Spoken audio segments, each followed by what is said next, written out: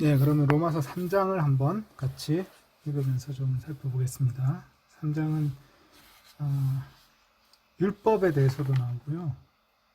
그 다음에 하나님의 의라는 주제에 대해서 나옵니다. 이게 다 그 로마서의 핵심 주제들 중에 하나죠.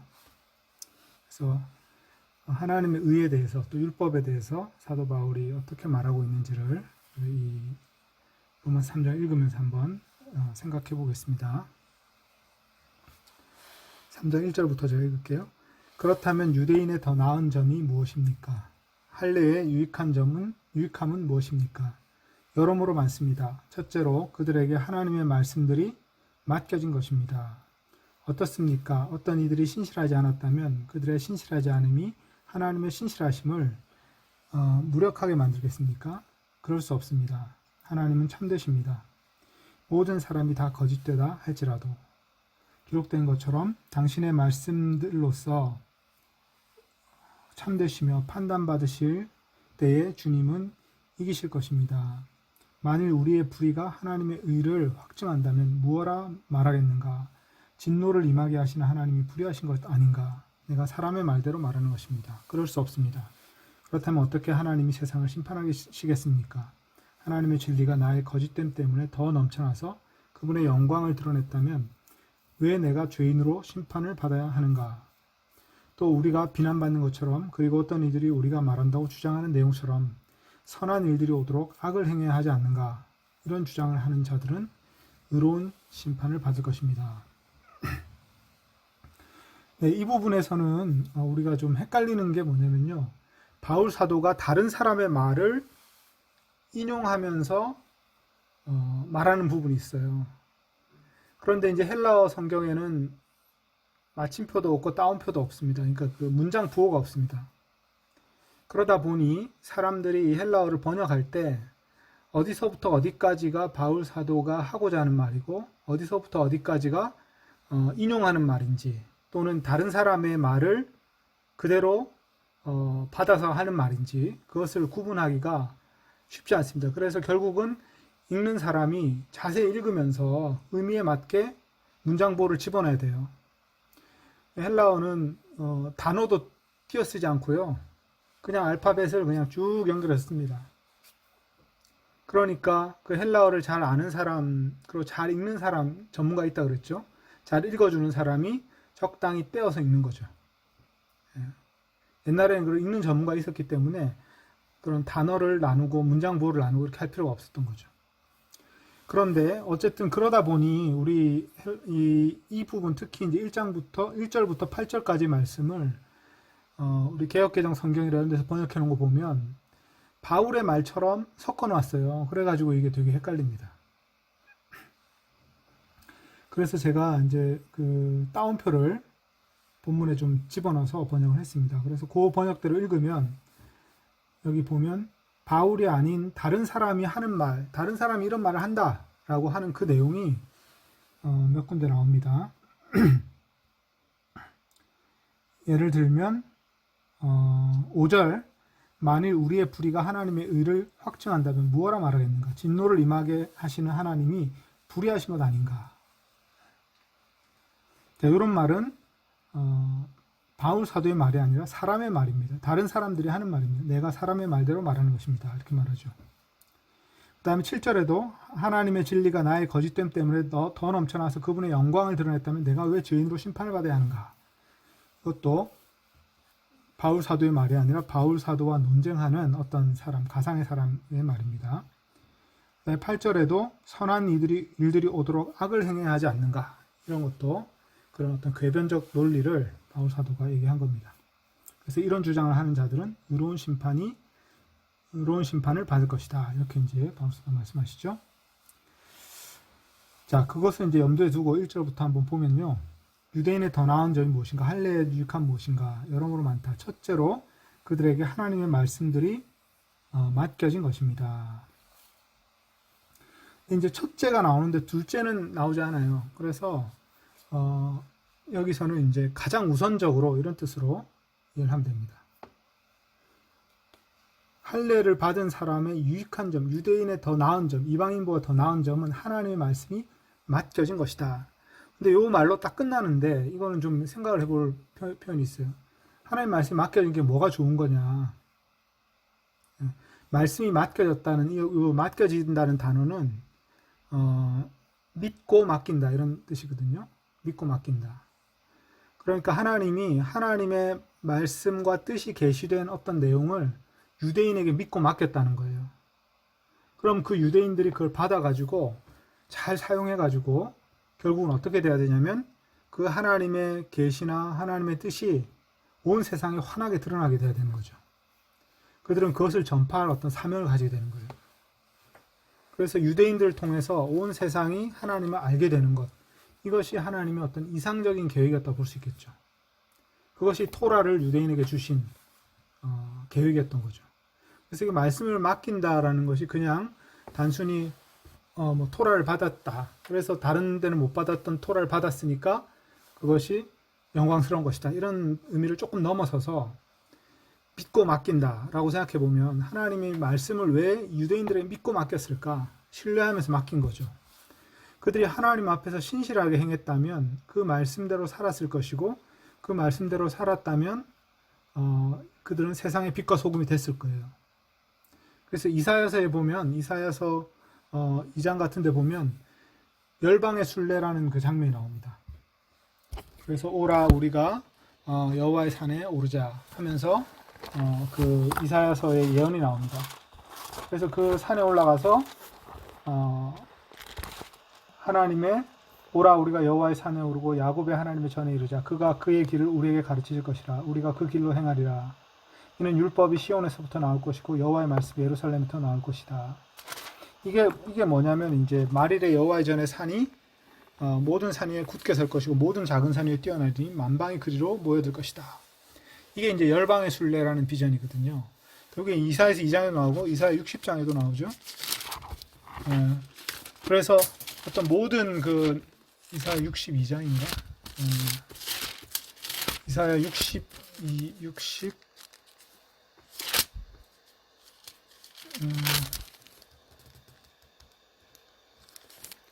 이사야 62장이죠. 나는 시온의 빛, 시온의 의가 60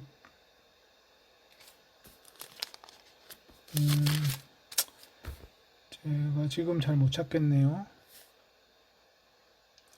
그래서 그 마지막 때에 모든 나라가 예물을 가지고 하나님의 도시인 예루살렘으로 나오는 그런 비전이 있습니다.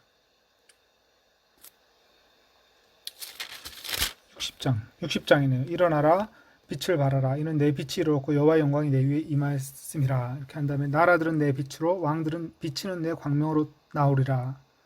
그래서 그 가장 아름다운 도시인 예루살렘으로 만왕들이 나와서 예물을 가지고 하나님께 나오는 이런 비전이 성취되었어야 되는데 사실은 완성되지 못했죠. 그러고 이제 예수님이 오셔서 이것을 결국은 성취하시죠.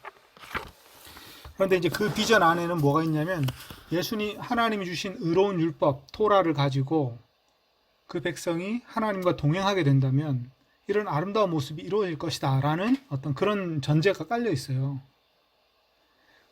그리고 그것이 이루어지는 것이 바로 토라를 주신 목적인 거죠. 그래서 하나님이 토라를 유대인들에게 믿고 맡기셨다 이런 표현이 있습니다. 그러니까 그들은 되게 영광스러운 어떤 그 선택을 받은 거죠. 오늘날의 그리스도인도 마찬가지입니다. 그리스도인도 하나님께서 우리의 특별한 복음의 진리를 계시하여 주셔가지고 예수님을 알게 하시고 예수님의 제자가 되어가지고 소금과 빛이 되게 하신 거잖아요. 그래서 우리의 복음을 맡기신 거라고 할 수 있죠. 그래서 그 복음대로 살아내서 하나님의 영광을 나타낼 어떤 존재로 우리를 만들어 가시는 거죠. 이거는 이제 유대인들에게 그 율법을 맡기신 것처럼 그리스도인들에게는 복음을 맡기신 거죠. 또 어쨌든 그들에게 맡겨진 그런 영광스러운 소명이 있었는데 그 소명 그 자체가 그들한테 되게 영광스러운 것이었다. 그것이 이제 할례의 유익이라는 거죠. 말하자면. 그런 뜻이 거기에 숨겨져 있습니다. 그런데 이들이 신실하지 못해가지고 결국 그 계획이 이루어지지 못했어요. 그러니까 신실하다는 건 믿을 수 있게 행동하는 거죠. 신실함. 그 신실하지 않음이 하나님의 신실을 무효하게 만들었겠습니까? 그럴 수 없습니다. 이거죠. 그래서 그들이 신실하지 못해가지고 율법이 무용하게 되어버렸죠. 율법의 목적을 이루지 못했죠. 그러나 그들의 신실하지 않음이 하나님의 신실함을 무효로 만들 수는 않는다. 이런 말입니다. 그리고 5절에 보면 이제 그렇게 말을 하니까 반론을 펴는 사람들이 그래, 그럼 우리가 불의했다. 근데 그 결과 하나님의 영광이 나타났다. 그러면 우리는 하나님의 진노를 받을 필요가 없지 않냐. 하나님의 영광을 나타내는 도구가 됐으니까. 이런 논리를 펴는 거예요. 우리의 불의함이 하나님의 영광을 나타냈으니, 더 큰 하나님의 영광을 나타냈으니 우리가 하나님의 심판을 받아서는 안 된다. 이런 주장을 한다는 거죠. 어불성설이죠. 그런 논리로 반론하는 사람들이 바울 시대에 있었다는 거죠. 그래서 하나님의 진리가 나의 거짓 때문에 더 넘쳐나서 그분의 영광을 드러냈다면 내가 왜 죄인으로 심판받아야 하는가? 선한 일들이 오도록 악을 행해야 되지 않는가? 악을 행하면 행할수록 하나님의 자비가 나타난다는 거예요. 이 사람들의 논리는. 더 큰 죄를 용서하셔야 되니까. 그런 식의 궤변을 펼쳤던 거죠. 그거는 그냥 궤변에 불과하다. 논리적으로 반박하지 않습니다. 그냥 궤변이다. 이렇게 말해버립니다. 1절부터 7절까지 혹시 8절까지 혹시 좀 짚고 넘어가야 될 부분 있으면 말씀해 주세요.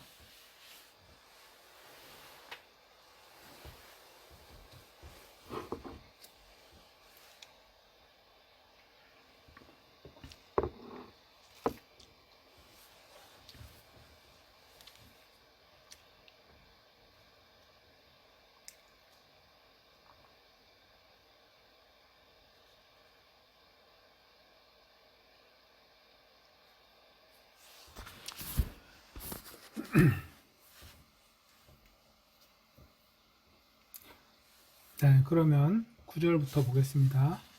그러면 어떻습니까? 우리는 내세울 것이 있습니까? 전혀 그렇지 않습니다. 우리는 이미 기소하였습니다. 유대인들이나 헬라인들이나 모두 죄 아래 있습니다. 이렇게 기록된 것 같습니다. 의로운 사람은 없으니 하나도 없다. 깨닫는 사람이 없으며 하나님을 찾는 이도 없다. 모두가 돌아섰고 함께 무익한 존재가 되었고 선한 것을 행하는 자가 없으니 한 명도 없다. 그들의 목구멍은 열린 무덤이며 그들의 혀는 속인다. 뱀의 독이 그들의 입술에서 떨어지며 그들의 입에는 저주와 욕설이 가득하다. 그들의 발은 피 흘리는 데 빠르고 파괴와 비참함이 그들의 길에 있다. 그들은 평화의 길을 알지 못한다. 그들의 눈 앞에 하나님을 두려워함이 없다.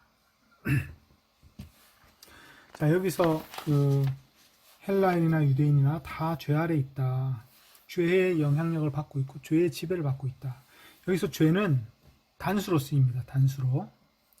그러니까 복수로 쓰이는 죄들이 있고요. 단수로 쓰이는 죄가 있어요.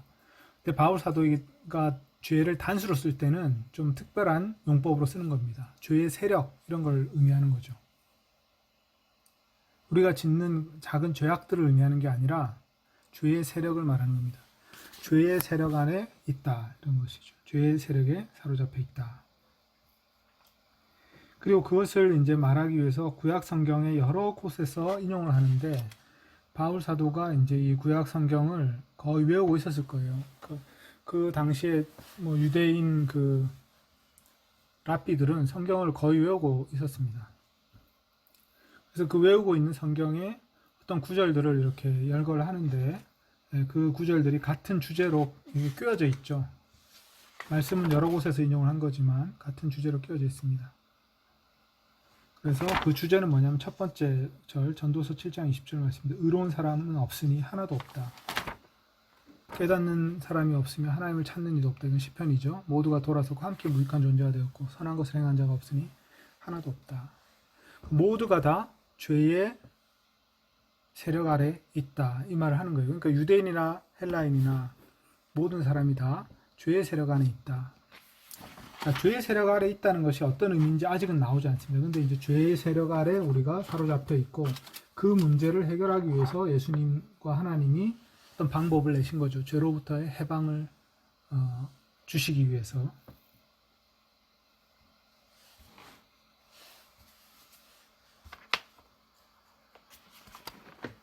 자, 이 부분은 이해하기 어려운 부분 없어요.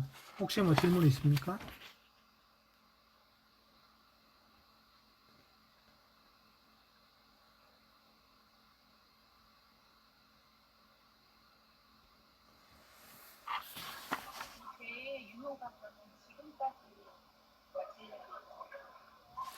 잘 안 들리는데요. 다시 한번 말씀해 주세요. 지금 이 헬라인이나 인간적인 죄아래 있다고 하셨잖아요. 이것이 지금까지 저희들도 마찬가지인 겁니다. 아, 네네. 이 죄로부터 해방이 이제 3장 24절에 나옵니다. 그러니까 이제 그런 상황에서 하나님이 구원의 길을 내셨고 그 구원의 길이 바로 예수님을 통한 죄로부터의 해방이죠. 그 말이 이제 그 밑에 나옵니다. 그 전까지는 이제 예수님 안에서는 죄에 대한 해방이 있죠. 그런데 이제 모든 사람이 죄 아래 있기 때문에 하나님이 그것을 해방하는 그것을 그 상태로부터 풀어주는 방식을 내신 것이 예수님 보내신 거라는 거죠. 그 얘기를 이제 곧 하게 될 거고요. 그러니까 예수님 밖에 있는 사람은 죄 아래 있는 거죠. 죄의 영향력 아래 있다는 말해야 되겠죠. 죄의 지배 아래 있다. 죄의 세력에 사로잡혀 있다. 예.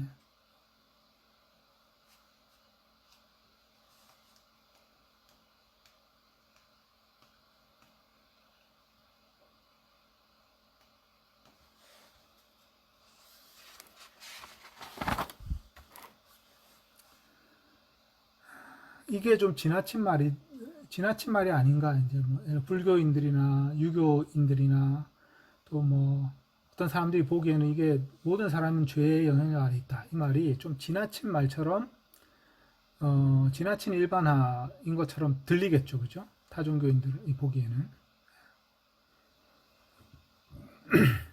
그런데 요게 이제 좀 바울 사도가 의도한 의미가 있습니다. 그거 이제 우리 그 밑에 문단에서 볼 텐데 모든 사람이 죄 아래 있다는 게 도대체 무슨 말이냐? 예. 바울 사도가 말하는 의도가 있습니다. 그 다음 문단에 다음 문단에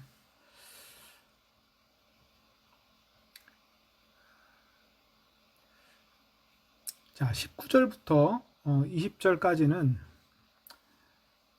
그거 한번 읽어보겠습니다. 우리는 압니다. 율법이 말하는 것은 무엇이든 율법 안에 있는 자들에게 말하는 것입니다. 그것은 모든 입을 막고 모든 세상이 하나님의 심판 아래 있게 하려는 것입니다. 왜냐하면 율법의 행위로부터는 모든 육체 중 누구도 그분 앞에서 의롭게 될 수 없기 때문입니다. 율법을 통해서는 죄를 아는 지식만 얻습니다. 이것도 되게 함축적인 문장이에요. 율법이 말하는 것은 율법 안에 있는 자들이 말합니다. 그러니까 율법이라는 것이 주어질 때 율법은 여기 토라를 말합니다. 그러니까 이제 우리가 어떤 그 헬라어에서 노모스라는 단어를 번역할 때 어떤 사람은 율법이라고 번역하고 때로는 법이라고 번역하고 뭐 이렇게 할 수 있는데 다 율법입니다. 율법이고 그 율법은 히브리어로는 토라예요. 토라는 가르침이라는 뜻입니다. 그러니까 가르침이라는 거를 번역을 할 때 헬라어로 번역을 할 때 노모스라는 단어로 번역을 했고 이 노모스라는 단어가 율법이니까 우리가 이제 그것을 율법이라고 보게 됐지만 율법이 아니라 사실은 이 율법은 모세오경이에요. 토라. 그래서 성경이 말하는 율법이라는 것은 도덕법을 말하는 게 아니에요. 우주에 뭐 있는 도덕법, 우주적 법칙을 말하는 게 아니고 윤리 법칙을 말하는 게 아니고 하나님이 유대인에게 주신 언약의 책 토라를 말하는 겁니다. 모세오경이죠, 토라. 그 안에 하나님의 가르침이 있는 거예요. 그리고 그 가르침을 따라 살아야 된다. 이제 이런 생각이 있는 거죠. 그런데 그거를 이제 율법이라고 번역을 해놓으니까 우리가 이제 십계명을 떠올리고 뭐 십계명만 또는 레위기의 어떤 율법 규정들 그런 것만 생각하는데 창세기에 나오는 아브라함 이야기도 토라에 있는 거잖아요, 그죠? 그러니까 율법이라는 거는 그 법의 코드, 법률만 말하는 건 아니다. 그렇게 이해를 해야 됩니다. 그런데 어쨌든 그 토라를 주신 것은 하나님이 유대인들과 이스라엘과 맺은 어떤 언약의 책이잖아요. 그 언약의 이야기를 담고 있는 책이거든요. 그러니까 그 언약 안에 있는 사람들이 그 토라의 직접적인 대상이 되는 거죠. 하나님이 유대인들에게 토라를 주신 거지 다른 사람들 주신 건 아니에요. 아무나 그 토라를 받을 수 있는 것도 아니에요. 그러니까 율법이 말하는 것은 다 토라 안에 있는, 토라가 말하는 것은 무엇이든 토라의 안에 있는 자들, 유대인들 말하는 거죠. 이스라엘 사람들, 그들에게 말하는 것입니다. 그런데 그들도 입이 막혀야 된다는 거예요. 율법을 따라 살다 보면 입이 막히게 된다는 거예요. 변명할 수 없게 된다. 왜냐하면 하나님의 뜻이 주어졌는데 그 뜻을 제대로 살아내지 못했기 때문에 결국 입이 막히게 된다는 거죠. 이 내용은 아주 짧게 이렇게 나왔는데 이제 로마서 7장에 보면 이 내용을 좀 더 길게 설명한 데가 있습니다. 예를 들어 7장 7절부터 한번 볼까요? 한번 넘겨보시면 7장 7절이 있는데 이 7절부터 25절이 사실은 율법을 통해 죄를 아는 지식만 얻게 된다라는 말의 설명이에요. 죄를 아는 지식을 얻게 된다. 율법을 통해서 어떻게 알게 되느냐 이 질문을 해볼 수 있잖아요. 근데 왜 7장 7절에 나온다는 거죠. 그러면 우리가 무엇을 말하겠습니까? 율법이 죄입니까? 절대 아닙니다. 그럼 율법이 아니었다면 내가 죄를 알지 못했을 것입니다. 왜냐하면 율법이 탐내지 말라 하지 않았다면 내가 탐욕을 알지 못했을 것입니다. 때문입니다. 계명을 통해 죄가 기회를 잡고 내 안에서 모든 탐욕을 일으켰습니다. 율법이 없으면 죄는 죽은 상태이기 때문입니다. 내가 한때는 율법 없이 지내며 살아 있었으나 계명이 온 후에 죄가 다시 살았고 나는 죽었습니다. 나에게는 생명으로 이끌어야 할 계명이 오히려 죽음으로 이끄는 것임이 나타났습니다. 죄가 계명을 통해 기회를 잡고 나를 속였고 그것으로 나를 죽였습니다. 그러므로 율법도 거룩하고 계명도 거룩하고 의롭고 선한 것입니다. 그렇게 하면서 쭉 얘기가 나와요. 근데 그거는 이제 실장 가서 우리가 공부를 하겠지만 요약하면 이런 거죠. 율법을 통해서 죄를 아는 지식을 얻는다는 것은 죄에 대한 객관적 지식을 얻는다는 게 아니라 죄를 더 생생하게 체험하게 된다는 거예요. 죄의 실체를 더 생생하게 깨닫게 된다. 왜냐하면 율법을 우리가 실천하려고 하다 보면 그 율법에 순종하지 않는 우리 자신을 바라보게 되는 거죠. 하나님의 말씀을 순종하지 않으려고 하는 우리의 본성을 발견하게 되는 거죠. 그래서 그 죄가 그런데 가벼운 어떤 문제가 아니라 진지하게 하나님을 찾고 따르려고 하면 할수록 더 그 죄의 굴레가 더 대단하다는 걸 발견하게 되는. 그러니까 율법을 깊이 묵상하고 깊이 그것을 실천하려고 하다 보면 우리 자신의 한계를 더 깊이 알게 되는 어떤 이런 도가 된다는 거죠. 그게 바로 율법을 통해 죄를 아는 지식만 얻게 된다 이런 말입니다. 그러니까 예를 들어서 도둑질하지 말라는 게 죄란 걸 알게 됐다 그런 뜻이 아니에요. 그런 게 아니라 우리 본성에 있는 죄의 세력이 폭로된다는 거예요. 그것이 여기서 죄도 단수입니다. 죄가 단수로 쓰일 때와 복수로 쓰일 때 다르다고 그랬죠. 단수로 쓰일 때는 죄의 세력을 말한다는 거예요. 그 죄의 세력, 그것을 우리가 발견하게 된다. 이거예요. 우리가 하나님을 경외하고 따르고자 하면 그게 쉬운 일이 아니다. 그런데 구약 사람들은 그럼 다 못 따랐느냐? 그건 아니에요. 은혜로 그 길을 갈 수가 있습니다. 은혜로. 그때나 지금이나 은혜로 하나님의 그 율법을 따라 의로운 삶을 살아갈 수 있는데 그것은 은혜로 되는 거죠. 믿음과 은혜로 되는 겁니다.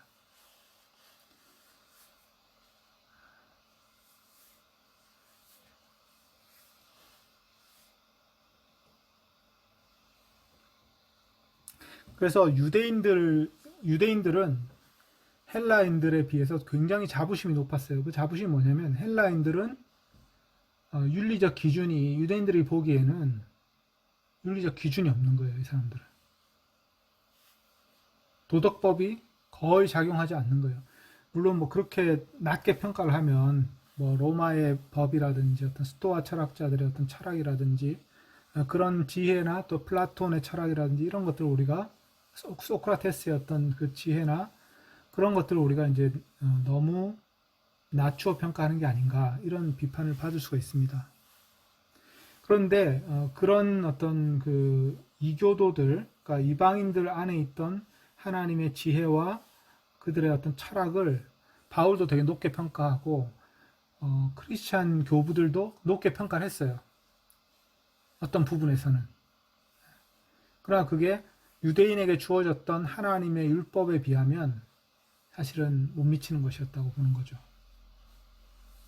철학자들의 지혜가 어떤 그 율법, 이방인들에게는 철학을 주셨고 유대인들에게는 율법을 주셨다, 이렇게 얘기를 하거든요.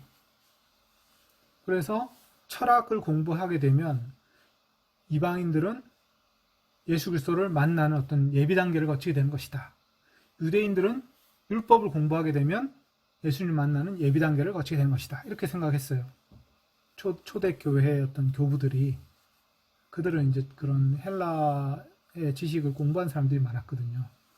그래서 그거를 아주 낮춰 평가하지는 않았습니다. 그러나 그게 또 율법보다는 또 열등한 거라고 생각했죠. 근데 이제 일반적인 유대인들, 바울과 이제 대화를 했던 일반적인 유대인들은요, 굉장히 자기들의 윤리적인 삶이 뛰어나다고 생각했어요. 이방인들보다. 왜냐하면 이방인들은 일단 성적으로 되게 문란했어요.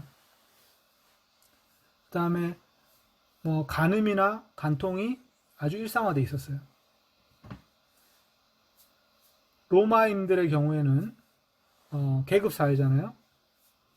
그래가지고 노예가 있고 평민이 있고 귀족이 있단 말이죠. 그럼 귀족은 평민의 아내를 마음대로 취할 수 있고 평민은 노예의 아내를 마음대로 취할 수가 있어요. 우리나라 옛날에 이제 양반이 농민 상인들의 어떤 그 부인을 함부로 취할 수 있었던 것처럼 그런 식의 어떤 윤리, 그게 당연시돼 있었죠. 그 나라의 법이었기 때문에, 법으로 인정되는 것이었기 때문에. 그런 것들을 유대인들이 볼 때는 어떻겠어요? 그건 되게 폭력적이고 나쁜 거잖아요, 그죠? 유대인들이 보기에는. 그리고 이제 그 이방 신전에 가면 그 신전에서 일어나는 일들은 유대인들이 보기에는 되게 난잡한 일들이었어요. 우상숭배뿐만 아니라 성적으로도 굉장히 타락한 모습들이 많이 있었던 거죠. 그런 것들을 볼 때 유대인들은 쟤네들은 토라를 모르기 때문에 그렇게 산다, 이렇게 생각하고 이제 멸시를 했겠죠. 멸시당할 만했고. 그런데 이제 율법이 유대인에게 주어졌기 때문에 이방인들은 이미 입이 막혔고요. 유대인들조차도 그 율법을 따르고자 하면 하나님 앞에서 입이 막히게 돼 있다는 거죠. 하나님 앞에서 내가 잘했다, 이렇게 말할 수가 없다는 겁니다. 그래서 그 율법은 모든 세상을, 유대인은 예외였는데 유대인들까지도 이제 포함시키니까 온 세상이 된 거죠. 온 세상이 하나님의 심판 아래 있게 만든다, 이런 말입니다.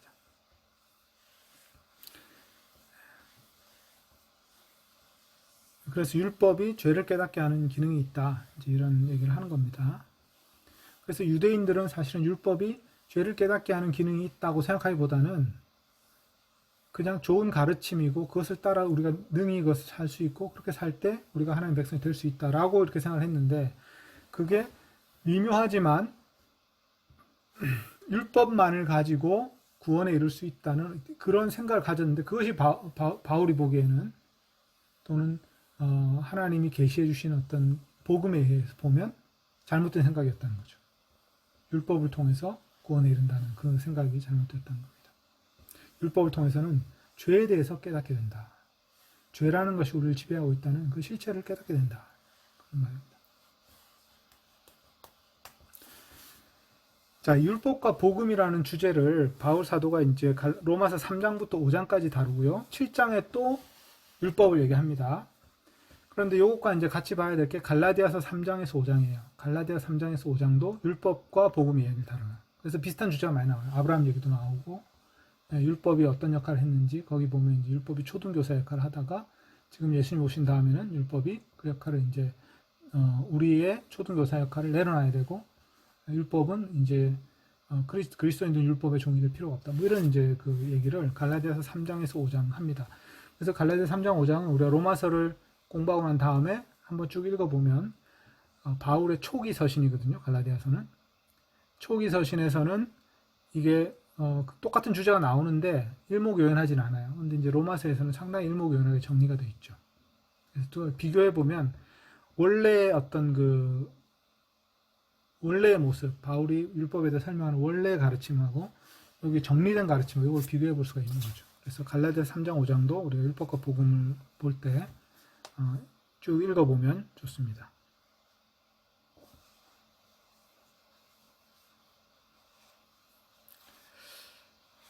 자, 21절부터 26절까지는 여기가 엄청나게 중요한 문단이에요. 바울의 복음의 핵심에 가까운 첫 번째 문단이라고 해야 될 것 같아요. 지금까지 나온 문단 중에 바울 사도의 복음의 핵심을 말하는 첫 번째 문단.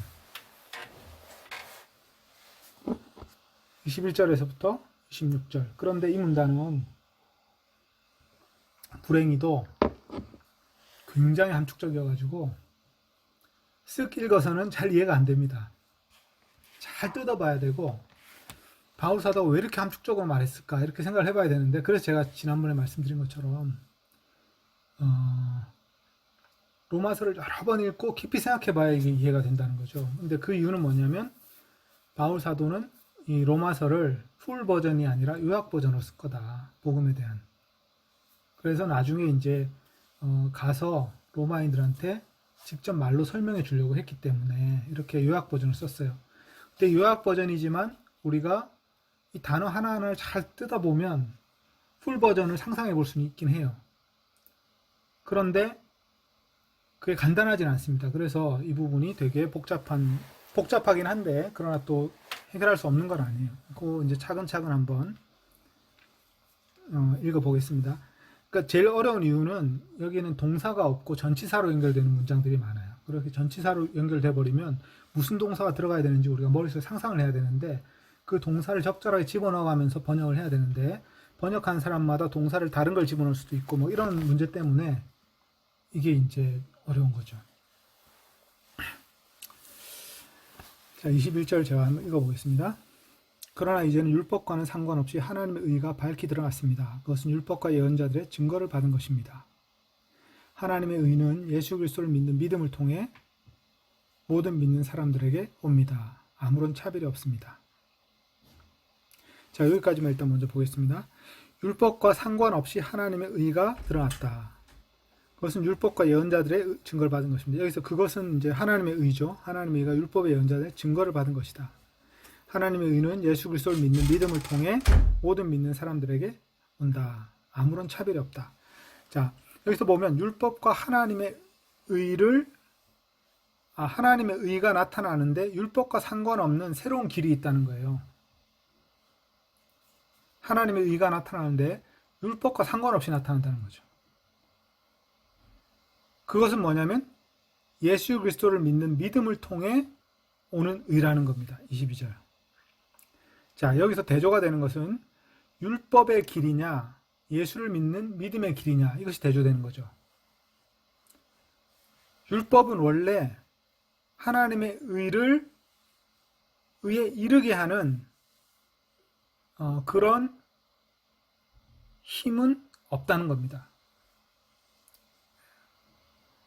그리고 하나님의 원래 계획은 예수 그리스도를 믿는 믿음을 통해 모든 사람들에게 하나님의 의를 주시는 거죠. 그래서 믿음을 통해서 하나님의 의를 우리가 받게 된다. 율법과는 상관없는 길이다. 여기서 율법과 상관없다는 말을 한 이유는 뭐냐면 그들이 지금 착각하고 있기 때문에, 유대인들이, 특히 이제 유대교 출신 기독교인들이죠. 그 사람들이 오해할 수 있기 때문에 율법은 구원의 길이 아니고 예수를 믿는 것이, 예수를 믿는 그 믿음의 길이 있다. 이거죠. 그래서 이 하나님의 의에 도달하는 두 가지 기획이 있는데, 첫 번째 기획은 유대인들이 생각했던 율법 실천이라는, 율법을 통해 토라를 잘 실천하는 걸 통해서 하나님의 의에 도달할 수 있다라는 단순한 생각이 있었지만, 하나님은 그 길이 아닌 두 번째 길을 내셨다는 거죠. 예수를 믿음으로써 하나님의 의를 얻게 하는 그런 길을 내셨다. 그것을 대조시킨 겁니다. 그래서 율법의 행위냐, 율법을 실천하는 것 길이냐, 아니면 예수를 믿는 길이냐, 이것이 대조된다고 그랬죠. 율법과 예수님을 믿는, 율법과 예수님이 대조되는 거예요. 근데 원래 율법은 예수님이 원래부터 예비된 하나님의 길이었기 때문에 율법은 원래 보조적인 역할을 하는 것이었어요. 근데 사람들이 그거를 대단한 위치로 격상을 시킨 거죠. 그런데 격상을 시키는 것까지는 좋았는데, 소중히 여기는 마음은 좋았는데, 그걸 지나치게 격상시킨 나머지 본래 하나님이 의도하신 하나님의 아들이 왔을 때 그것을 율법을 지킨다는 이유로 배척한 거죠. 그렇게 돼서 예수님을 율법을 지킨다는 이유로 예수님의 가르침을 반대하거나 예수님을 핍박하는 일이 벌어졌죠. 안식일 문제로 논쟁을 하기도 하고, 가이사에게 동전을 바쳐야 되냐 말아야 되냐 이런 가지고 그걸 하기도 하고, 여러 가지 그 토라에 나온 가르침을 가지고 예수님을 공격하려고 했었죠. 토라의 길이 아니라 예수의 길을 가야 된다. 그것이 하나님이 마련하신 원래 오리지널한 계획이었다 이런 겁니다. 그 다음에 보겠습니다. 23절, 모든 사람이 죄를 지었고 하나님의 영광을 산실한 상태지만 그리스도 예수 안에 있는 속량을 통해 오는 그분의 은혜로 값없이 의롭게 됩니다. 자, 이 두 문장 보겠습니다. 모든 사람이 죄를 지었고 하나님의 영광을 상실한 상태지만, 자, 앞에서 이제 모든 사람이 죄를 지었다는 말이 9절에 나왔죠. 9절에 유대인들이나 헬라인들이나 모두 죄 아래 있습니다. 그 죄 아래 있다는 말을 왜 했는가? 사실은 그 옆에 이게 있는 거예요. 모든 사람이 죄를 지어서 하나님의 영광을 상실하였다. 자, 바꿔 얘기하면 하나님의 영광을 원래 사람들이 다 드러내야 된다는 거예요. 사람의 본래 그 창조된 어떤 그 본래의 모습은 하나님의 영광을 나타내는 자들이었어요. 모든 사람이 다 하나님의 영광을 나타내게 돼 있었어요. 그런데 죄의 지배를 받는 순간 받으면서 어떻게 되냐면 하나님의 영광을 못 나타나게 된 거죠. 하나님의 영광을 상실하게 된 거예요. 이게 중요합니다. 죄를 짓느냐 안 짓느냐 이게 중요한 게 아니라 하나님의 영광을 못 나타낸다는 게 더 중요한 거죠. 우리가 하나님의 영광을 나타내는 존재로 원래 창조됐는데 하나님의 영광을 못 나타내는 상태로 지금 살고 있다는 거예요. 바꾸어 말하면 우리가 정말 진정한 인간이 된다면 하나님의 영광스러운 모습을 드러낼 것이다. 인간 자체가, 우리들 자체가 하나님의 영광을 나타낼 것이다. 이게 놀라운 거죠, 사실은. 이레니우스라는 그 헬라 교부가 있습니다. 그리스 출신의 이레니우스, 헬라 출신의 교부인데, 이 사람은 어떤 말을 했냐면요, 하나님의 영광은 생생하게 살아있는 인간이다. 그리고 사람의 생명은 하나님을 보는 것이다. 이 앞부분이 유명한데, 하나님의 영광은 생생하게 살아있는 인간이다. 인간에 대한 얼마나 높은 찬사인지 모르죠. 그러니까 인간 존재에 대해서 엄청난 찬사죠. 하나님의 영광은 생생하게 살아있는 인간이다. 그러니까 우리가 참된 인간이 되면요, 하나님을 영화롭게 하는 거예요. 참된 인간이 뭐냐? 그거를 예수님이 보여주신 거죠. 바로 이것이 참된 인간이다. 그게 산상수훈에 보여주신 거예요. 존엄한 참된 인간, 하나님의 영광을 나타내는 참된 인간이 우리가 되어야 되는 거죠. 근데 죄 때문에 하나님의 영광을 상실하게 됐고, 그래서 그 참된 인간의 가장 아름다운 모습을 발휘하지 못하고 있는 상태가 된 거죠, 우리가. 바로 그게 죄의 결과입니다. 모든 사람이 죄를 지었다는 말은 모든 사람이 사실은 하나님의 영광을 나타낼 만한 존귀하고 아름다운 존재들인데 그런 영광의 빛을 발하지 못하고 있다, 지금. 그것이 모든 사람이 죄를 지었다라는 그 말의 동전의 다른 측면인 거예요. 야, 따져보면 너 다 되셨어. 그런 말이 아니에요. 그런 식으로 우리가 이걸 적용하면 너무 유치한 거고요. 우리가 죄의 지배를 받으면서 하나님의 영광을 상실한 상태로 살고 있다. 그런데 예수 안에 있는 속량을 통해 오는 그분의 은혜로, 자, 여기 속량이란 말이 나오는데, 속량이란 말은 해방이란 말하고 풀어준다. 원래는 풀어서, 속량이란 말은 이제 한자어죠. 풀어서 양인이 되게 한다. 양인이라는 말을 이제 노예가 아닌 양인. 이게 우리나라 말이죠. 양인. 그러니까 상민을 양인이라 그래요. 그러니까 양인이 되게 한다. 자유인이 되게 한다. 그래서 예수 안에 있는 속량, 해방. 예수님 안에서 해방이 일어나가지고요. 죄에 매여 있던, 죄에 노예됐던 사람이 자유인이 된다. 이런 말이에요. 그게 속량이라는 단어입니다. 그래서 예수님 안에서 죄로부터 자유케 하는 그 해방이 일어나서 그것을 통해서 그분의 은혜가 온다는 거죠. 그 은혜로 값 없이 의롭게 된다. 그러니까 우리가 어떤 값을 치르지 않고 은혜로 의롭게 된다. 그러니까 예수 안에 있는 속량의 은혜가 있죠.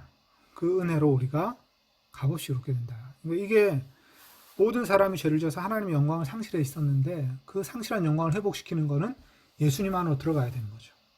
그래서 예수님 안에 들어가면 죄에서로부터 해방되고 우리가 성령과 예수님의 통치를 받게 되니까 죄로부터 자유롭게 되고 이제 새로운 영광스러운 존재로 살아갈 수 있는 가능성을 얻게 되는 거죠. 하나님의 영광을 나타내는 존재가 될 수 있는 가능성을 얻게 된다. 이런 말입니다.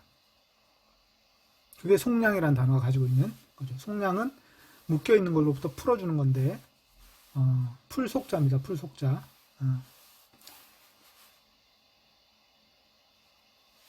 예수님 안에서 그런 풀림이 일어나서 우리가 의로운 존재가 될 수 있다. 하나님의 의를 나타내는 존재가 될 수 있다. 이런 말입니다. 자, 25절. 그를 하나님은 믿음을 통한 속죄소로 삼으셨습니다. 자, 그는 예수님이에요.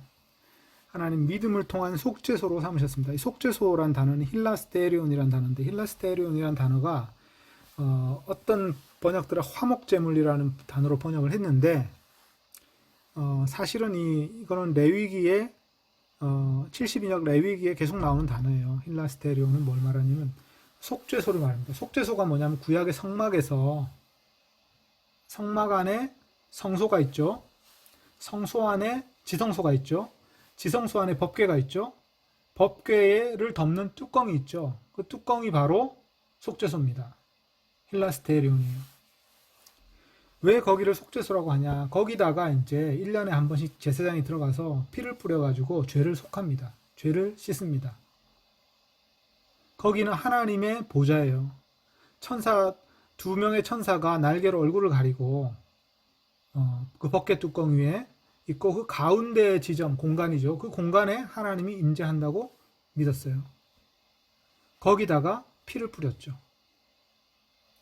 그러면 이제 1년에 한 번 대제사장이 거기 피를 뿌려서 모든 백성의 죄를 속하는 그런 의식을 했습니다. 바로 그곳이 속죄소예요.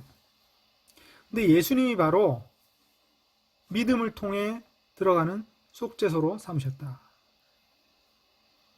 바로 그의 피로 세워진 그 속죄소는 하나님의 의로우심의 증거가 됩니다. 자, 예수님의 피로 하나님이 그 속죄소를 만드셨고 그 속죄소에서 우리가 하나님을 만나게 되고 그 하나님을 만날 때 우리가 예수님의 피로 말미암아서 속죄가 일어나서 죄로부터 우리가 깨끗하게 되는 거죠. 예수님이 바로 그 속죄소입니다. 그래서 우리가 예수님 안으로 들어가면 죄로부터 우리가 깨끗하게 돼서 하나님 보시기에 거룩한 자가 되고요. 깨끗한 자가 됩니다. 그리고 죄의 세력으로부터 해방되죠. 그리고 성령이 우리 안에 오시죠. 성령 얘기는 아직 안 나오지만 로마서 8장 가면 나오죠. 6, 7, 8장. 그런 변화가 일어나는 곳이 바로 예수님이고 예수님 안에 그래서 우리가 들어가는데 예수님 안에 어떻게 들어가냐? 세례받을 때 들어가는 겁니다. 세례받을 때 바로 우리가 예수님 안으로 들어가는 거예요. 우리의 첫 번째 생명은 죽고 새로운 생명을 받게 되는데 그게 세례에서 물속으로 들어가면 우리가 죽는 거고요. 물 밖으로 나올 때 사는 겁니다. 그래서 물 밖으로 나와서 새로운 생명으로 탄생하는 것, 그것이 바로 예수님 안에 우리가 그 순간부터 있게 되는 거죠. 그것이 이제 세례가 의미하는 바죠.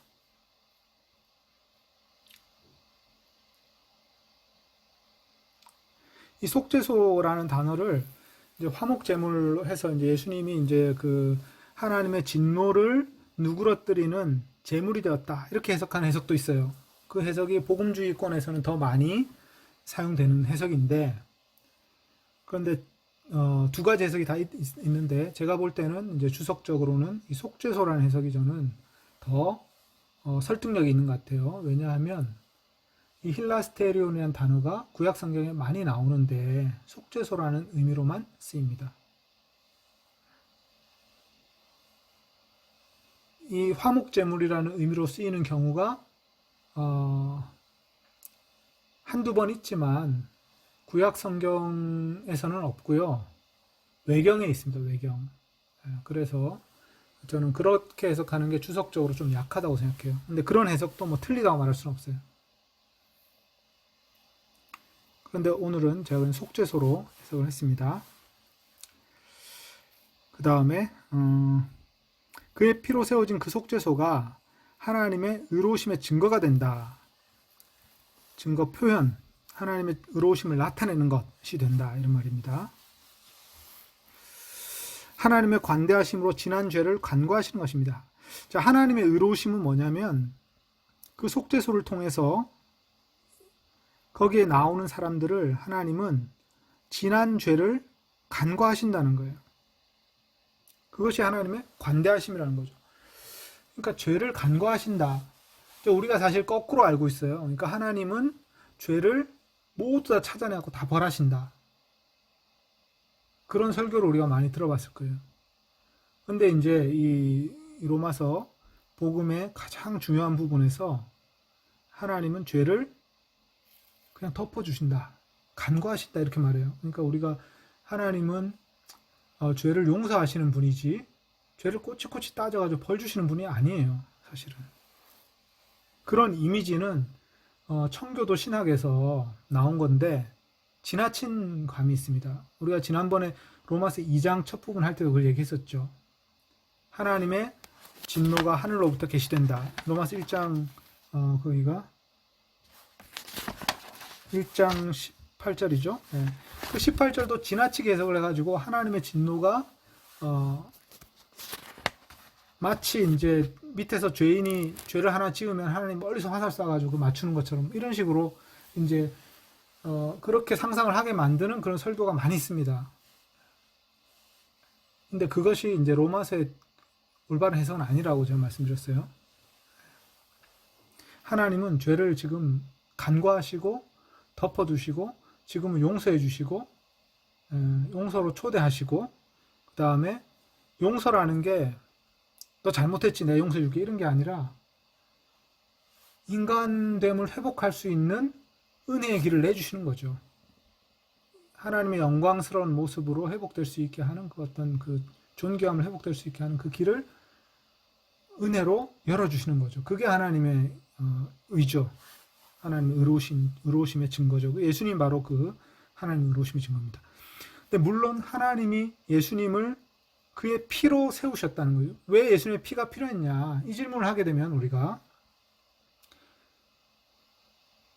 이사야 53장처럼 또 신명기 말씀처럼 나무에 달린 자는 하나님의 저주를 받음이라.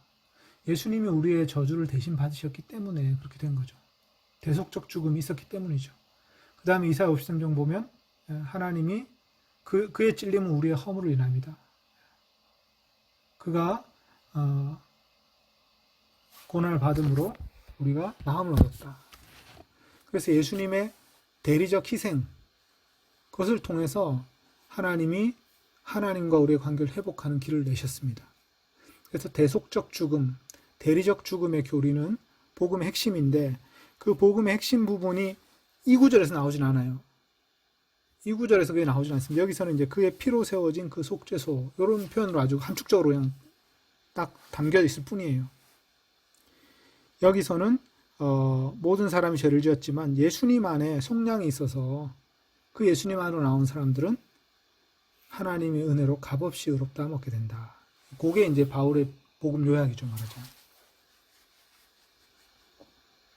그리고 하나님은 관대하시다. 그래서 지난 죄를 간과하신다. 어떻게 할 때? 예수님 안에 있을 때. 지난 죄를 간과하신다. 이는 그의 의로우심의 증거를 지금 이때 드러내시려는 것이며 자신이 의로운 분이 되시고 또한 예수를 믿음에 속한 자를 의롭게 하는 분이 되고자 하십니다. 그래서 하나님은 어떻게 의로운 분이 되실 수 있냐? 하나님은 의로운 분인데 의롭다는 말은 뭐냐면요. 의롭다는 말은 약속에 충실하다는 말이에요. 의로움의 정의는 약속에 충실한 거예요. 아주 의로움의 아주 가장 기본적인 정의는 약속을 잘 지키는 거죠. 그러니까 옛날에 하나님이 이스라엘과 약속을 맺으셨어요. 나는 너의 하나님이 되고 너희는 내 백성이 될 것이다. 그 약속을 지키시는 거예요. 그래서 그들을 구원하는 값없는 은혜의 길, 그 은혜의 길을 하나님 마련하신 것은 하나님의 그 약속을 지키시는 신실하심 때문이죠. 그러니까 약속을 지켰으니까 하나님은 의로운 분이 되신 거예요. 이스라엘을 향해서 구원의 길을 내셨기 때문에 그들의 자격과 상관없이 자기의 아들을 희생하도록 내어주시고 그 아들을 믿는 자들을 구원하게 하시는 이런 방식으로 약속을 지키신 거죠. 그러니까 하나님이 의로운 분이 되셨죠. 또한 예수를 믿음에 속한 자를 의롭게 하는 분이 되신다. 그리고 예수를 믿는 자인 우리를 또 의롭게 만드시는 분이 되시는 거죠. 예수님 안에서. 그 의롭게 만드시면 어떻게 하는지 로마서 6장에 또 나옵니다.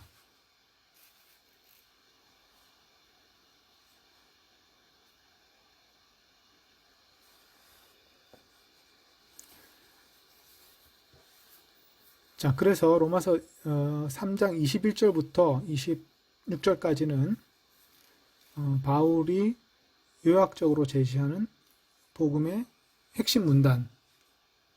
이 문단 이제 천천히 읽어보시면 제가 설명한 그런 방식으로 읽으면 이해가 되실 것 같은데 혹시 뭐 좀 막히는 부분이 있거나 좀 이해가 안 되는 부분 있으면 지금 말씀해 주세요.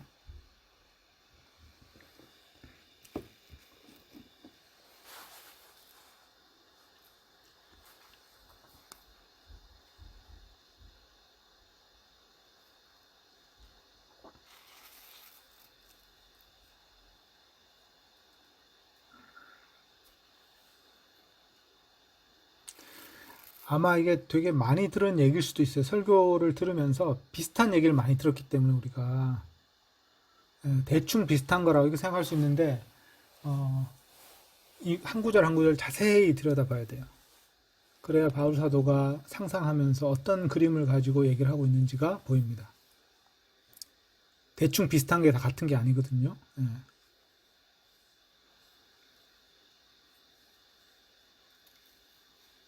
저기 노종문 목사님이 네. 지난주 이렇게 공부할 때 네. 그 그리스도를 믿는 믿음을 통해 오는 의, 이것이 우리가 이제 복음서에서 예수님께서 산상수훈을 통해서 가르쳐 주신 그런 가르침, 그 가르침, 산상수훈 끝에 나오는 그 가르침을 믿고 행함으로써 얻는 그렇죠. 찾고 구하고 해서 그런 거기에 이제 해당하는 이제 그렇게 읽어야 한다고 이렇게 했는데, 근데 로마서 여기도 보면은 값없이 의롭게 되고 또 27절 보면 우리가 자랑할 것이 없으니까 전혀 없습니다. 이제 이렇게 이해가 되면서 이게 그러니까 복음서에서 예수님의 가르침을 우리가 믿고 행하는 거기서 좀 벗어나서 행함이 아니라 믿음이다. 그리고 결국 우리는 그 행함으로써 의롭게 될 수 없다라는, 그러면서 복음서하고 좀 간극이 생기는 게 사실은 이 부분에 더 많이 간극이 생기는 거잖아요. 맞아요. 네. 근데 이제 그 간극을 이 구절들, 물론 이제 그렇게 오해할 만한 그런 표현들이 있거든요. 네. 근데 지금 이 짧은 구절 가지고는 그것들을 좀 풀기는 좀 어려운 것 같아요. 맞습니다. 그 주제는 좀 더 포괄적으로 율법과 복음이라는 주제를 깊이 연구를 해야 나오는 건데요. 여기서 이제 로마서의 핵심은 예수님 안에 들어가서 예수님과 연합하는 어떤 존재론적 변화예요. 그 존재론적 변화가 일어나면 예수님을 따르는 삶이 가능해지고 그래서 삶의 열매가 생기는 거죠. 예수님 말씀 실천하는 성령님과 동행하는 열매가 생겨요. 그래서 이 산상수훈의 말씀을 그런 변화된 존재가 성령과 동행하면서 산상수훈을 실천할 때 열매를 맺는 거지, 산상수훈 자체를 내가 연구해가지고 실천하겠다 이런 접근은 아니에요.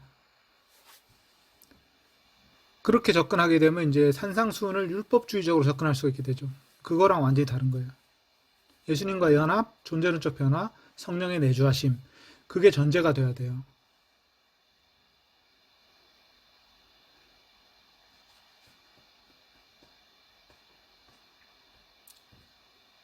그래서 예수를 믿음과 율법을 행함, 이 두 가지가 대조된다 그랬죠. 그래서 행위와 믿음이 대조되는 게 아니라 예수와 율법이 대조된다. 이거를 항상 기억해야 돼요.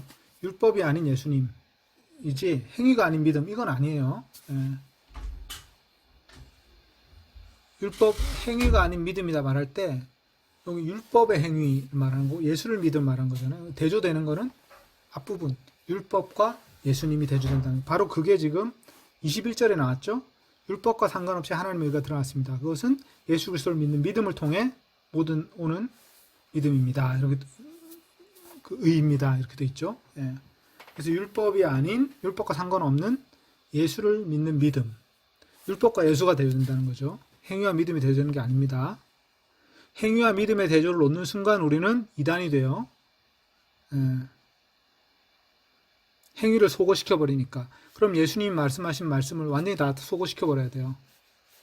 예수님이 내 말을 행하라 하셨는데 그걸 다 소거해 버린다니까, 그 말이.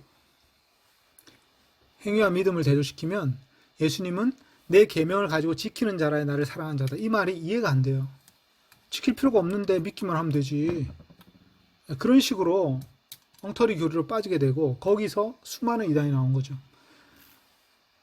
그러니까 행위와 믿음을 대조시키면 안 되고 예수와 율법을 대조시켜야 된다. 그게 원래 의도다. 바울 사도가 대조한. 그런데 거기서 바울 사도의 가르침을 잘못 받아들인 무리가 있어가지고 행위와 믿음을 대조시켰죠. 그랬더니 야고보 사도 뭐라고 얘기했나요? 행위 없는 믿음은 죽은 믿음이다. 그렇게 얘기했죠. 바로 그런 사람들의 잘못된 가르침을 교정해 준 거죠. 그런데 행위와 믿음을 대조시키는 책이 굉장히 많아요. 기독교 서적 중에. 그래서 굉장히 혼란스럽죠. 설교도 많고. 예. 지금 말씀하신 거는 이제 저도 율법의 행위와 그 예수님에 대한 그 믿음, 네. 이걸 좀 분별하는 거는 좀 이해가 이제 잡혔다고 생각이 드는데, 방금 질문하신 거에 저는 좀 연결선상에서 좀 말씀드리자면은 복음서에서의 예수님 공생일 때 말씀하셨던 믿음을 믿고 실천하는 자라야라고 하는 이 단계는 아직 예수님과 연합된 단계는 아니잖아요. 아니에요. 네, 아니에요.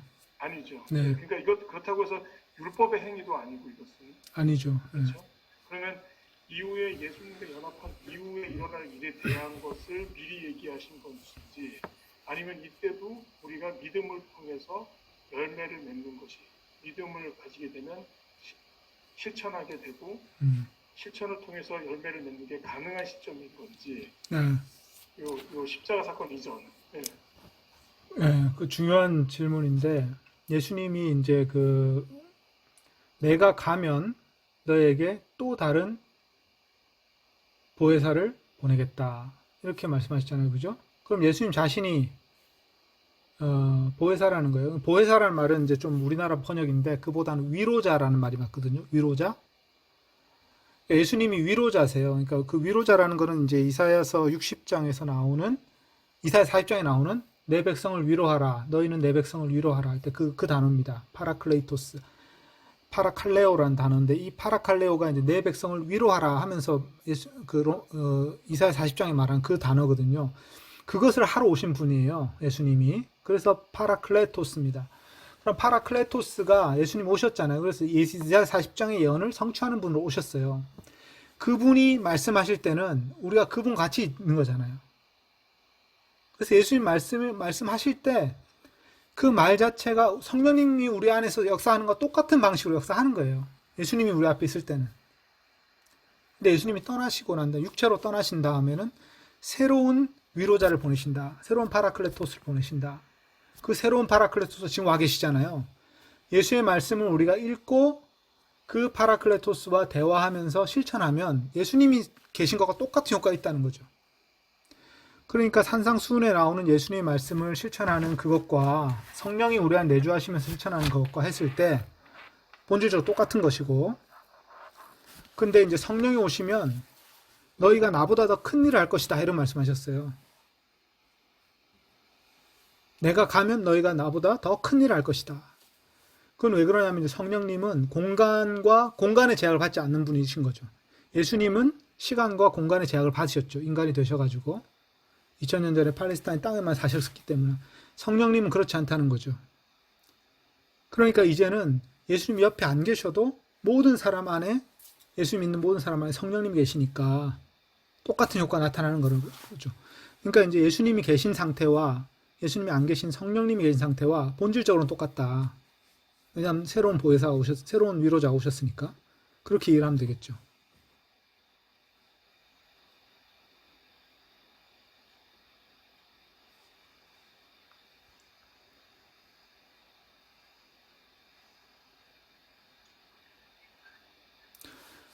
네, 조금, 네, 질문. 네. 여기서 이제 이거를 계속 어쨌든 저희도 계속 봐야지 안다고 하셨잖아요. 그냥 기존의 설교에서도 비슷한 것들이 많이 있다고 말씀을 하셨는데, 네. 그 기존의 설교도 비슷하지만 세상에서 말하는 것도 좀 어떻게 보면은 그 인간의 존귀함 그리고 참된 인간에서 얘기를 하면서도 어떻게 보면 예수 그리스도, 우리는 예수 그리스도 안에 있음으로 말미암아 우리가 하나님의 형상으로 다시 회복이 되고 그러니까 우리의 인간됨을 존귀함이 회복됐다고 하는데, 네. 근데 세상에서 말하는 뭐 예를 들어 자기계발서나 이런 데서 보면은 우리 인간은 굉장히 가치 있는 사람이라고 얘기를 하고 계속해서 그런 얘기를 우리한테 한단 말이죠. 네. 근데 그런 이론을 들었을 때 그리스도인인 저희는 그거를 어떻게 받아들여야 할지에 대해서 네. 인간에 대한, 맞아요. 네. 심리학적인 예를 들어서 어떤 지식 또는 어떤 그 자기계발서들이 가진 지혜, 인간 개발의 지혜가 있어요. 네, 그런 것들이 다 유익한 겁니다. 그러니까 과학적 지식처럼 유익한 지식들이에요. 물론 다 100% 옳은 건 아니겠지만 옳고 그름은 또 따져봐야 되는 거죠. 그러나 그런 지식들이 유익한 면이 있고 유익한 지식이라고 볼 수도 있어요. 중요한 거는 그런 변화를 일으킬 수 있는 어떤 하나님의 능력이 있다는 거죠. 하나님의 능력인 성령님이 우리 안에 내주하신다는 거죠. 그러면 성령님이 우리 안에 내주하셔가지고 그런 지식을 사용하셔서 변화시키실 수 있는 거죠. 의학적 지식처럼. 그러니까 하나님이 치료하실 때 의술을 사용해서 치료하실 수도 있잖아요. 마찬가지로 세상에 좋은 지식이나 철학이나 그런 조언들이나 지혜나 그런 것들 통해서도 우리가 좋은 변화를 겪을 수 있습니다. 그러나 그것과 예수님 말씀을 동급으로 놓기는 좀 어려워요. 오히려 예수님 말씀을 가지고 그것을 재해석해야 되겠죠. 좋은 거는 받아들이고 안 맞는 거는 좀 걸러내고 이런 식으로. 그러면 무조건 그냥 거부하거나 그거를 무시하면 안 된다는 말씀이세요? 그럴 필요가 없죠. 우리가 과학적 지식을 거부할 필요가 없듯이 철학의 지혜를 거부할 필요가 없듯이 또 뭐 공자님, 부처님 말씀 중에 좋은 말씀들이 있단 말이에요. 거기에 지혜가 있거든요. 그걸 거부할 필요는 없는 거죠. 그러나 예수님 말씀으로 재해석할 필요는 있죠. 우리가 구약 성경을 읽을 때도 그래요. 구약 성경을 읽을 때 그거를 그대로 문자적으로 적용한다고 믿음이 좋은 게 아니라 예수님 말씀을 가지고 예수님의 사상을 이해한 다음에 그걸 재해석해야 돼요.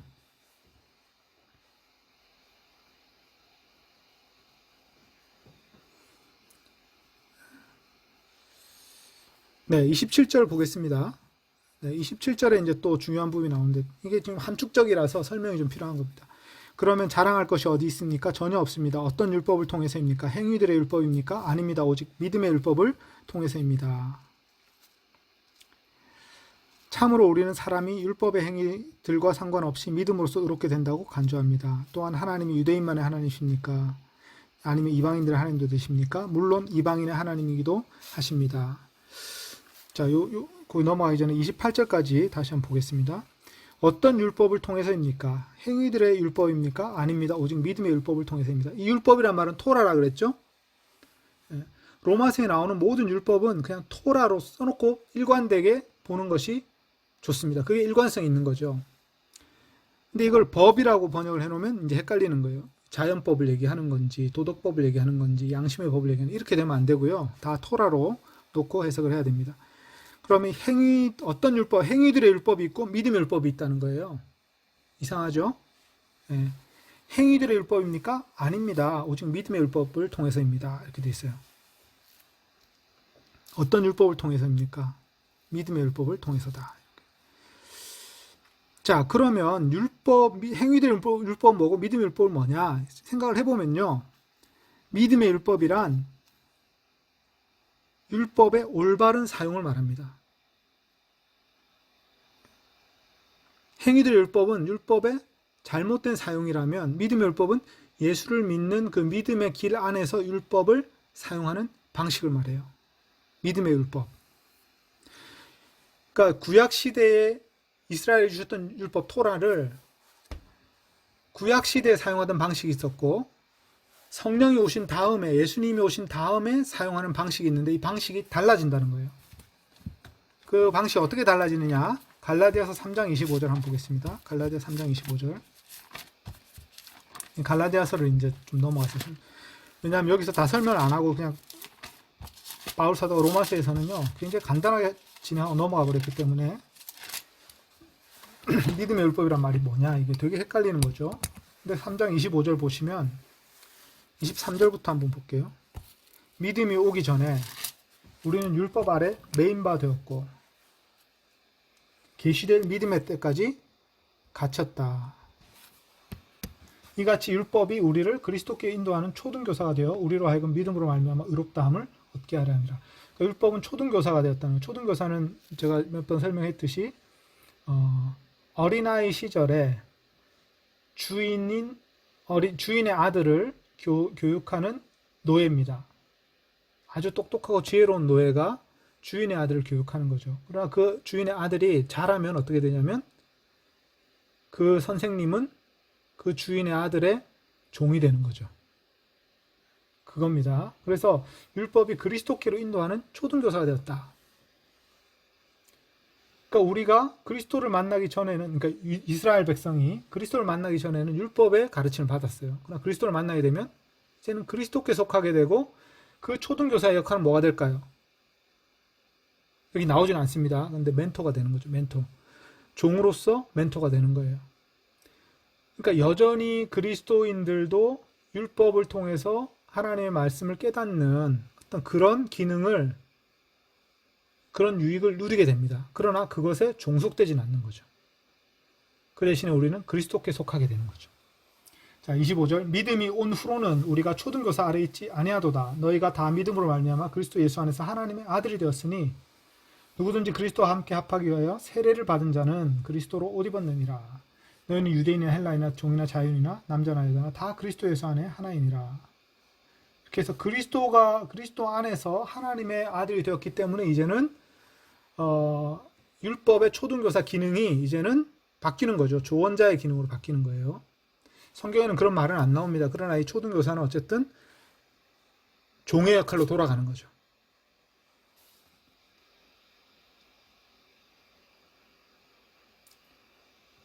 바로 그게 율법의 옛날 기능하고 율법의 새로운 기능이 달라지는 거죠. 달라지죠? 그 바로 달라지는 게 그게 믿음의 율법이에요.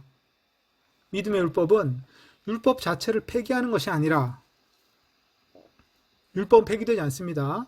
산상수훈에서 예수님 말씀하셨죠? 1.1획도 사라지지 않는다. 율법을 폐기하는 자는 천국에서 지극히 작은 자라 일컬음 받을 것이다. 예수님 율법 폐기론자 아니에요. 율법 폐기되지 않습니다. 그런데 그 율법 안에 하나님의 참된 뜻이 드러나는데 그 참된 뜻이 드러나는 그 방식은 예수님의 말씀과 지혜, 성령의 계시 이런 것을 통해서 율법을 재해석하는 거죠. 율법의 종로로 타는 것은 아니라 율법을 재해석하는, 그것이 바로 믿음의 율법을 사용하는 겁니다. 믿음의 방식으로 율법을 사용하는 거죠. 그게 믿음의 율법이에요.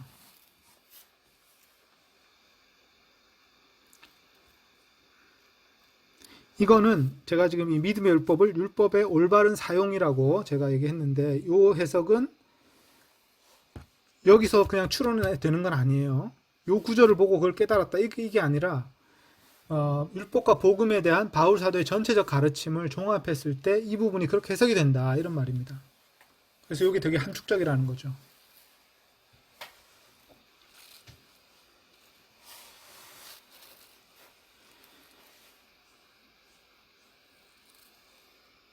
그래서 율법은 우리가 예수님 말씀을 따라 율법을 주가 아니라 보조 도구로 사용하고 믿음 안에서 성령님과 동행하는 그 도구로 우리 구약 성경을 사용할 수 있다. 그래서 시편이나 구약 성경이나 율법이나 십계명이나 모든 것들은 우리가 예수님의 가르침 안에서 성령님의 도우심을 받아서 우리가 그때그때 그것을 해석하고 그 안에서 지혜를 얻고 그렇게 살아가는 하나님의 말씀이 될 수 있다는 거죠. 지금도. 그래서 구약 성경은 여전히 하나님의 말씀인 거죠. 왜냐하면 하나님이 그것을 통해서 우리에게 지혜와 계시를 주시니까 성령을 통해서.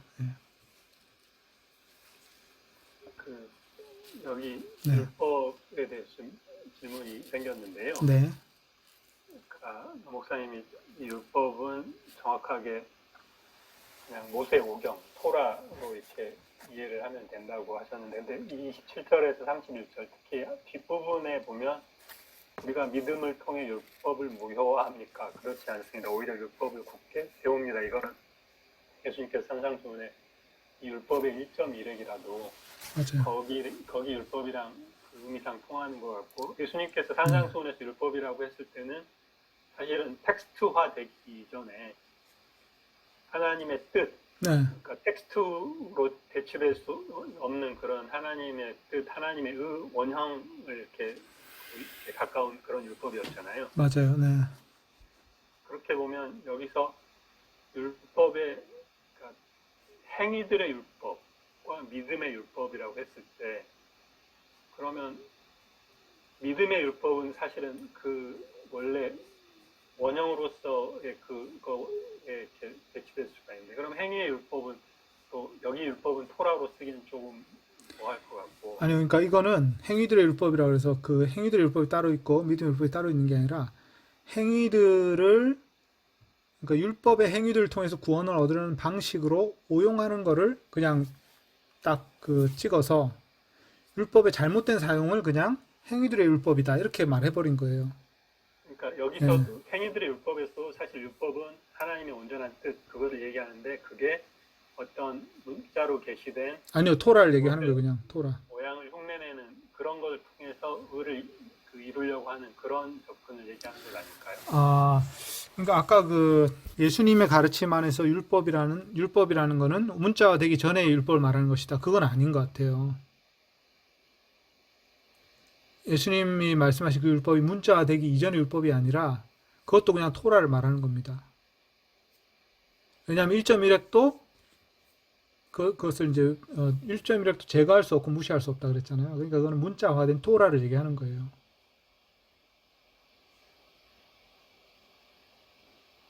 그러니까 유대인들은 토라를 빼놓고 다른 어떤 율법의 핵심 부분 이렇게 생각하지는 않았어요. 토라 자체가 그냥 하나의 온전하고 거룩한 어떤 하나의 그 통짜로 된 책이기 때문에 그것과 따로 어떤 더 근본적 원리가 있다 이렇게 생각하지는 않았어요. 유대인들은. 예수님도 마찬가지고. 근데 예수님은 그 토라를 해석할 수 있는 어떤 그 뭐랄까 토라를 해석할 수 있는 전혀 다른 어떤 소스가 있었죠. 예수님 자신이죠. 그게 하나님.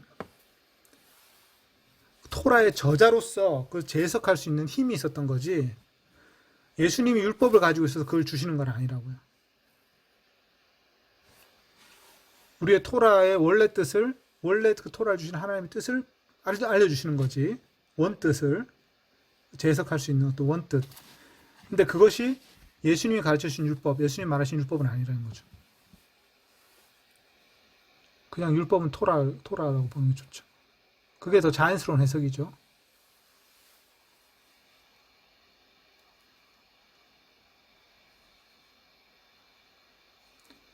자, 이 부분 끝부분까지 제가 또 읽겠습니다. 그러면 또한 하나님이 유대인만의 하나님이십니까? 아니면 이방인들의 하나님도 되십니까? 물론 이방인의 하나님이기도 하십니다. 참으로 하나님 한 분이십니다. 그분은 믿음에서 난 할례자뿐 아니라 무할례자도 믿음을 통해 의롭게 하실 것입니다. 그렇다면 우리가 믿음을 통해 율법을 부효합니까? 폐기합니까? 그렇지 않습니다. 오히려 율법을 굳게 세웁니다. 왜냐하면 율법 굳게 세우는 이유는 7장에 나옵니다. 7장에. 근데 이제 이걸 우리가 뭐 여기서 간단히 얘기하면 그거죠. 율법의 목적을 완전히 이루게 되죠. 율법의 목적은 뭐예요? 하나님의 의를 그 백성들 속에 창조하는 거죠. 의로운 하나님의 백성이 나타나게 하는 거죠. 율법의 목적은. 그 목적이 이루어지게 만드는 거죠. 그러니까 믿음을 통해서 변화된 새로운 존재들이 나타나고 예수님과 연합된 성령이 내주하시는 그런 존재들은 율법의 목적을 이룬다는 거예요. 그러니까 영광스러운 하나님이 본래 창조하신 그 목적을 이루는 영광스러운 인간들이 나타나는 거죠. 하나님의 영광을 나타내는 인간들. 그것이 율법의 목적입니다. 그리스도인으로서 우리가 정말 성숙한 그리스도인이 된다는 것은요, 정말 아름다운 인간이 되는 것이에요. 우리가 잘못 생각하면 인간성을 초월하는 것이 거룩한 것이다 생각할 수가 있어요. 근데 그런 거는 좀 잘못된 거예요. 진정한 인간이 될 때 그게 거룩한 것이죠. 예수님은 인간이 아닌 이상한 모습으로 이상적인 걸 보여주신 게 아니라 정말 인간다운 인간으로 사셨죠. 사람다운 사람. 그러니까 그게 이제 우리의 목표가 돼야 되죠. 사람다운 사람이 되는 거. 정말 아름다운 사람이 하나님의 영광을 나타내는 하나님이 창조하신 그런 존재가 되는 거. 그게 우리의 목표인 거죠. 그게 그리스도인 영성의 목표죠. 그래서 그리스도인 영성은 초인간이 되는 게 아닙니다. 초인이 되는 게 아닙니다. 그냥 인간이 되는 거지. 남들이 못하는 어떤 특별한 능력을 가지게 되는 게 그리스도인의 목표가 아니에요. 그러니까 예를 들어 기도를 많이 하면 내가 능력이 생겨서 병 고치는 은사를 가지게 된다. 그게 목표가 아니라는 거예요. 그건 외적 은사에 불과하고 병 고치는 은사를 받았다 하더라도 주여 주여 한다 하더라도 주의 이름으로 병을 고쳤다 하더라도 예수님 모른다 할 수 있다 그랬잖아요. 그러니까 그것은 비본질적인 것입니다. 그걸 우리가 추구할 필요가 없어요. 우리가 추구해야 되는 것은 진정한 인간이 되는 거죠. 진정한 인간은 어떤 모습인가? 그거는 이제 우리 예수님 말씀대로 따라 살아가는 인간이겠죠. 그걸 하라고 이제 예수님이 가르쳐 주셨으니까, 말씀해 주신 거니까. 그래서 소금과 빛의 존재가 되는 어떤 그런 인간으로 우리가 변화되어 간다. 성령님께서 우리를 그렇게 인도하신다. 그래서 하나님의 영광은 생생하게 살아있는 인간이다. 이 말이 되게 저는 이 구절에서 나온 거라 생각이 들어요. 하나님의 영광을 모든 사람이 죄를 지었고 하나님의 영광을 상실한 상태지만 그리스도 예수 안에 있는 속량을 통해 오는 그분의 은혜로 값없이 의롭게 된다. 의롭게 된다는 건 결국 뭐겠어요? 하나님의 영광을 나타내는 존재가 된다는 거죠. 영광을 회복한다는 거죠.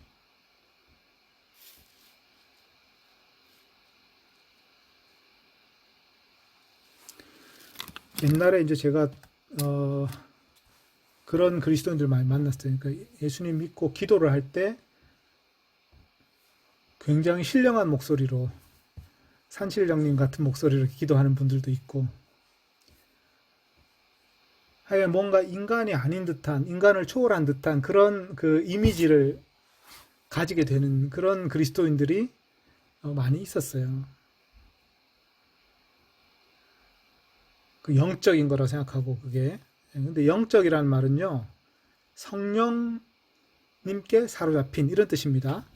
스피리추얼 하다는 거는요, 그 스피리추얼이 이제 스몰 스피리추얼이 S, 라지 S로 해가지고 성령님과 관련이 있는, 이게 영적인 겁니다. 영적인 것은 성령님과 관련이 있다는 거지, 자연적인 것을 초월한 어떤 보이지 않는 신비한 것, 이런 걸 말하는 게 아니라는 거예요. 영적이란 말은. 푸누마가 성령이거든요. 푸누마티코스. 성령의 영향을 받는, 또는 성령과 관련이 있는, 이런 말이지, 그리스도인이 추구해야 될 영성이라는 게 무슨 미래를 내다보고 막 예언을 해가지고 다른 사람에게 뭘 맞추고 속마음을 딱 꿰뚫어보고 이런 것들은 인간다운 건 아니거든요. 그러니까 인간다운 게 아니라는 말은 뭐냐면 모든 인간이 다 가져야 되는 것도 아니고 특별한 은사인 거죠.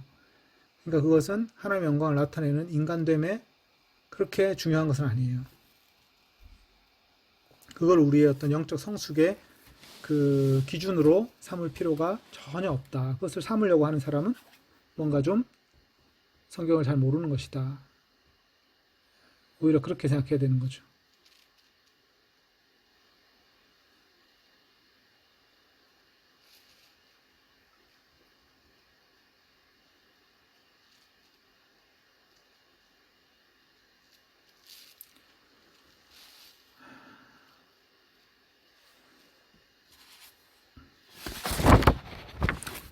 여기서 이제 31절에 이제 율법 얘기를 하다가 그 다음에 아브라함 얘기로 가거든요.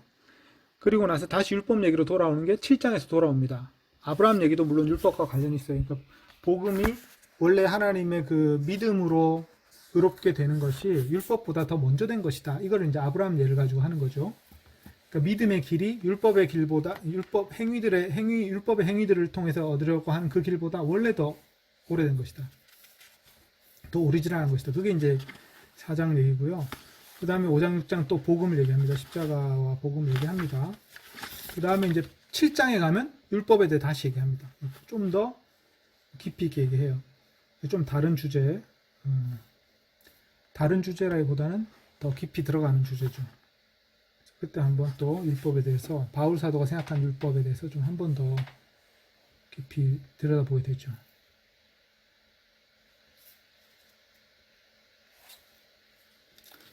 갈라디아서 3장에서 5장을 한번 읽어보시고 로마서 7장도 한번 읽어보시고 그러면 이제 율법에 대해서 이해가 안 되는 부분을 제가 오늘 설명을 가지고 한번 이해를 해보시고 이해가 안 되는 부분이 있으면 다음 주에 또 질문해 주시고 그렇게 하면 되겠습니다.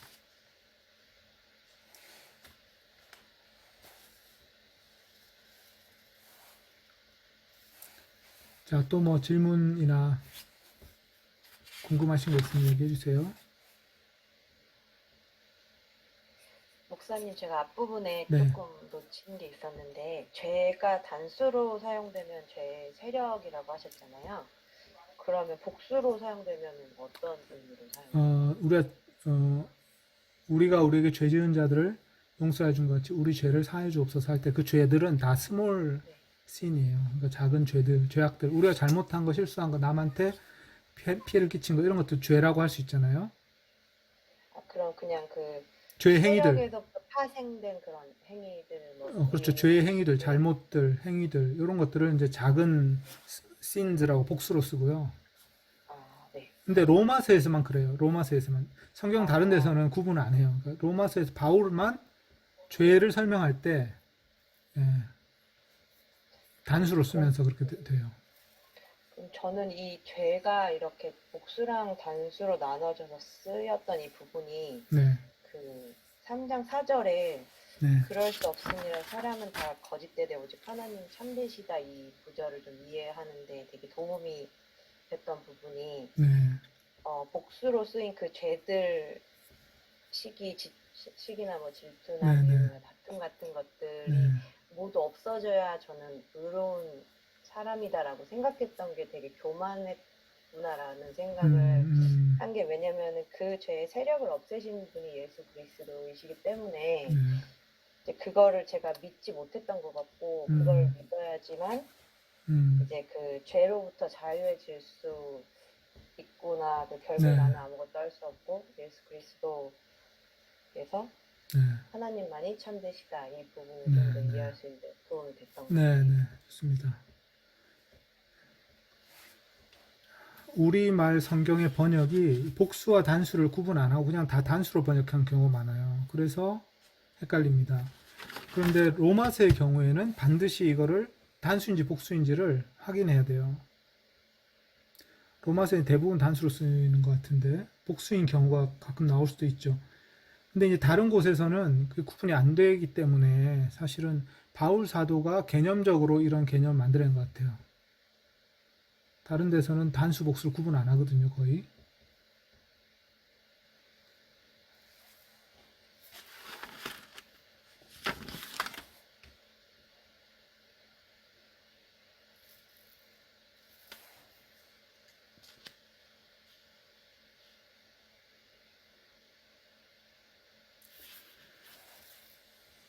네, 그러면 한번 또 일주일 동안 잘 묵상을 해보시고 영어 성경 같은 거 참고하셔도 좋습니다. 영어 성경은 제가 이제 추천하는 영어 성경은 ESV라는 영어 성경 추천해 드리고요. 그 ESV가 뭐 영어 성경으로는 최근에 번역된 제일 좋은 번역입니다. 그리고 한글 성경으로 이 새 한글 성경이라는 게 나왔어요. 이것도 번역이 좋더라고요. 새 한글 성경. 새 한글 성경이라는 거고 신약만 나왔는데 지금 신약과 시편만 새 한글 성경도 번역이 좋아서 추천해 드릴 수 있을 것 같아요. 물론 뭐 새 번역이나 공동 번역도 좋은데 공동 번역은 너무 의역이 돼 있어가지고 성경 공부하는 용으로는 별로 좋지 않습니다. 새 번역은 그래도 괜찮죠. 개역 개정 번역은 좀 번역이 고쳐야 될 부분이 많아요. 그래서 추천하기가 좀 어렵습니다. 네, 그러면 제가 기도하고 오늘도 마무리하겠습니다. 모든 사람이 죄를 지었고 하나님의 영광을 상실한 상태지만 예수님 안에 있는 속량을 통해 하나님의 은혜로 값없이 이롭게 된다고 저희가 오늘 이 말씀도 읽었습니다. 하나님 아버지,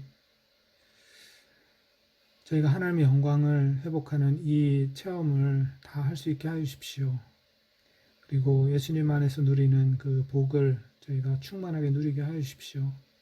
그래서 저희가 하나님이 창조하신 그 영광스러운 인간의 모습으로 저희들이 다 변화되게 하여 주십시오. 사랑하시는 우리 주 예수 그리스도의 이름으로 기도합니다. 아멘. 감사합니다.